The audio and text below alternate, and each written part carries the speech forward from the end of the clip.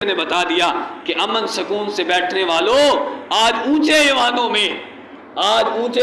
میں بیٹھ کر، بڑے بڑے کوٹھیوں کے اندر بیٹھ کر ان کی بھی تو یاد کرو جو کٹ گئے تھے میدانوں میں۔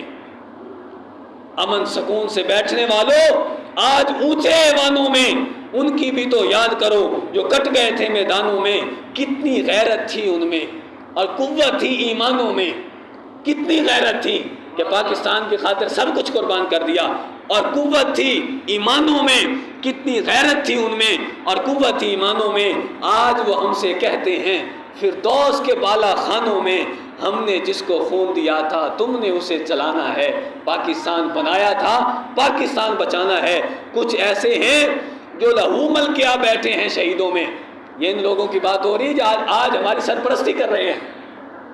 جن لوگوں نے کہا تھا کہ پاکستان کی پے نہیں بنے گی۔ تو کچھ ایسے ہیں جو لہو مل کر آ بیٹھے ہیں شہیدوں میں، ان کی ملت بنی وطن سے خود کہتے تھے جریدوں میں، وحدت ہند تھی لیلا ان کی ہر جا غزل قصیدوں میں، بڑی خوشی سے بیٹھتے تھے یہ گاندھی کے مریدوں میں۔ ہم نے ایسے ستم گروں کو بھی شیشہ دکھلانا ہے، پاکستان بنایا تھا پاکستان بنایا ہے۔ فرمایا کہ ایسا بھی تھا